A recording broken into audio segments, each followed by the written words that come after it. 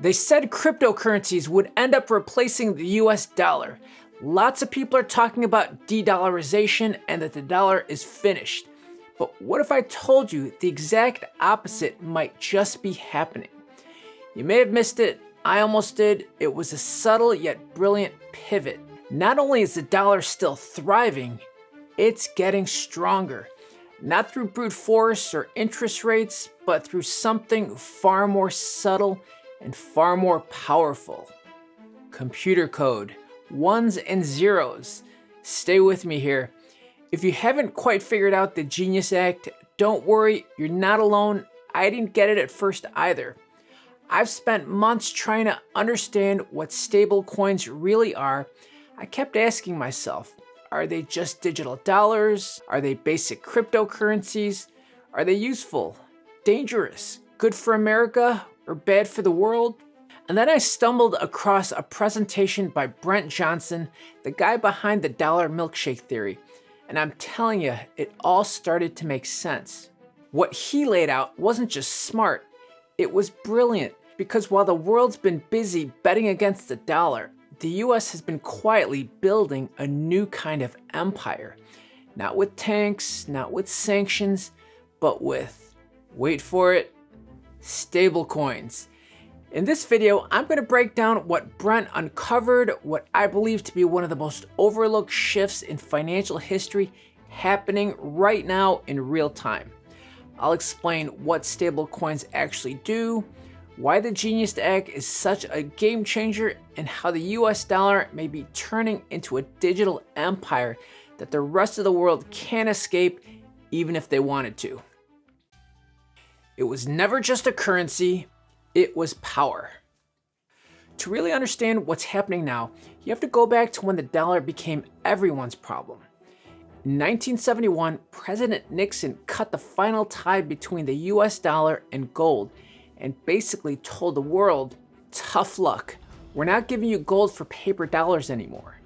Foreign leaders were furious, so the US Treasury Secretary at the time, John Connolly, stood in front of a room full of angry European finance ministers and said, yes, the dollar is our currency, but it's your problem. And he was right. The world had a choice: abandon the dollar or adapt to a new system built around it. And guess what? They stayed. Why? Because the dollar, as flawed as it is, was still better than the alternatives. It was liquid, trusted, used everywhere. And over the next 50 years, the dollar didn't just survive, it became the foundation of the global financial system. Every country needed it. Every central bank held it. And despite all the noise you hear about de-dollarization, here's what no one's telling you and what Brent Johnson lays out so clearly. The US dollar has never been more important globally than it is right now. But here's the twist. It's not just about printing money anymore. It's not even about interest rates or trade deals. The next phase of dollar dominance, it's digital. The GENIUS Act and the rise of the digital dollar empire. So let's talk about stablecoins. On the surface, they sound harmless, even useful. A stablecoin is just a digital version of a currency. In this case, the US dollar. You can send it across borders in seconds, it settles fast, it's programmable, and it works on the blockchain instead of traditional banks. According to Brent Johnson, over 99% of all stablecoins issued today are tied to the US dollar. Not the euro, not the yuan, not gold. And that's not a coincidence. Stablecoins aren't killing the dollar. They're amplifying it. This may not be what you want to hear, but stick with me. You see, stablecoins are giving the dollar new life in the digital world and spreading it to every country with a smartphone and internet connection. Think about it. And now enter the GENIUS Act. And yes, that's the actual name. On the surface, it sounds vague, like maybe it's about protecting consumers by regulating cryptocurrencies. But beneath the surface, as Brent describes it, it's evil genius. The GENIUS Act requires stablecoins to be backed by short-term US treasuries, government bonds basically, or US dollars.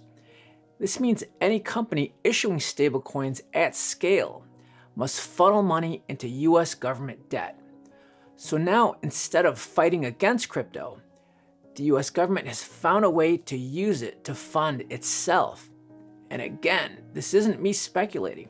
This is based on Brent Johnson's research, which I'll link below. Even better, these stablecoins operate outside traditional banking systems, making them faster, cheaper, and more flexible than SWIFT or traditional wire transfers. And they come with built-in compliance tools, allowing US authorities to monitor, regulate, or even freeze assets, all without needing the cooperation of foreign banks. One law, one token, and suddenly the US can project its monetary reach anywhere in the world. Not with tanks, not with sanctions, but with code. This isn't just the rise of a new financial tool. This is, as Brent calls it, the foundation of a new digital dollar empire. The consequences: control, sovereignty, and the illusion of choice. Now here's where things get really interesting. According to Brent, this new system of dollar-based stablecoins doesn't just make payments easier or faster. It quietly changes who holds the power. You see, when a country loses control of its currency, even just a little bit, it starts losing control of its economy. And when people stop saving in their local currency, stop using it for contracts, stop trusting it altogether, that's when governments get desperate. And this is already happening in places like Argentina, Turkey, Nigeria, where inflation is brutal and trust in local money is gone. In the past, if you wanted dollars, you had to hit the black market or bribe a money changer. Today, you just need a smartphone. Stablecoins give people in those countries a fast exit from their national currencies without needing a bank or permission. In places like Nigeria, people are already using dollar-based stablecoins like Tether and Circle to escape inflation and move money peer-to-peer, not just to trade, but to survive. It sounds empowering, and in some ways it is. But here's the catch. Every time someone switches to dollar-based stablecoins, whether they want to or not, they're plugging directly into the US monetary infrastructure. And as Brent explains, that has massive implications because the US doesn't just benefit from the demand, it also regains control. These stablecoins are programmable, they're traceable, they're enforceable, they can be monitored, and they can even be frozen. And now local governments are stuck. They can either fight to restore confidence in their collapsing currency through painful austerity, capital controls, or political crackdowns, or they surrender and accept a quiet loss of sovereignty. And you know what's brilliant and chilling about this new system, as Brent points out, is that it doesn't require an army. There are no invasions, no IMF bailouts, no tanks, just computer code. As Brent Johnson puts it in his paper, Empire by Code, what if the next great disruption doesn't weaken the American empire, but strengthens it? That's exactly what we may be witnessing right now. Crypto, once seen as a rebellion, may be helping to rebuild the most powerful empire of all. The GENIUS Act gives the US the legal and financial framework. Stablecoins provide the distribution, and the rest of the world, they volunteer to join because their own money either no longer works or is second to the dollar. This is why Brent calls stablecoins a stealth weapon of empire, because unlike sanctions or war, this is a monetary conquest. The future of money, where this all might be headed. So what happens next?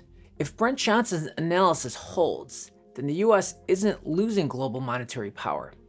It's evolving it, turning the dollar from paper into programmable code, exporting influence, rebuilding trust, and locking down demand, not through force, but through a tool that looks like innovation.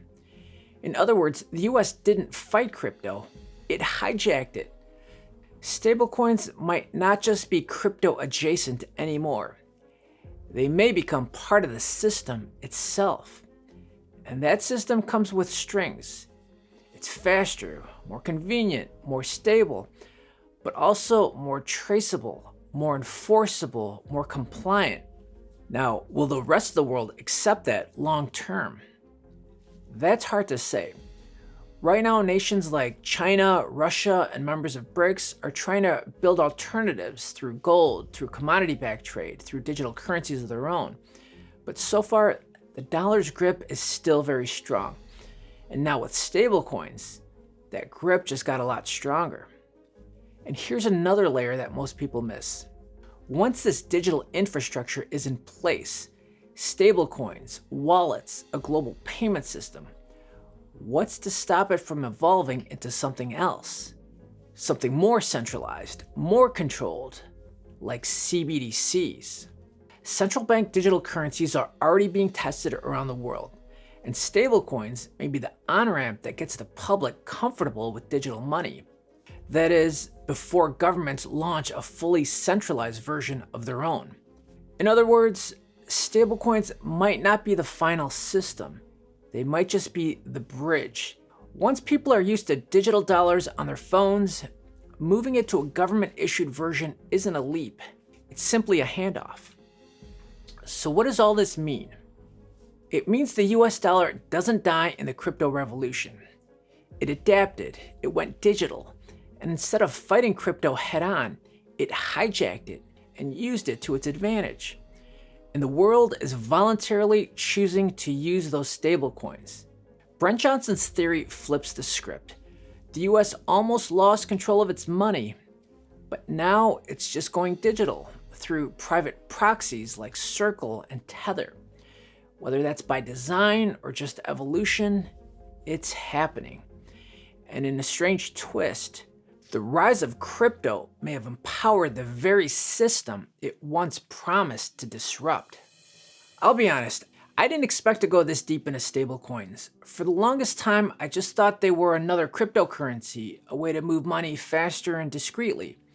But Brent Johnson's research really challenged me to think. Because when you zoom out, when you look at how the pieces connect from the GENIUS Act to the US Treasury demand, to global usage, to CBDCs on the horizon, it doesn't look like chaos. It looks like a carefully orchestrated plan. Now, is Brent right about this? I don't know. Maybe the digital dollar empire never fully materializes. Maybe people push back against US dollar dominance. Or maybe trust erodes faster than the system can hold it together. Either way, I think the lesson is simple here. Pay attention to the architecture, not just the headlines. This is no longer just a debate on the dollar versus gold or BRICS. This is about how money itself is being reprogrammed and how that changes who has power, who gets access, and who makes the rules. Let me know what you think in the comments. Is this a brilliant evolution of the dollar or the beginning of something more dystopian? And if you want to know if the United States can really erase its $38 trillion debt using crypto, then you need to check out my video right up here. Don't forget to like and subscribe. Thanks for watching and see you in the next video.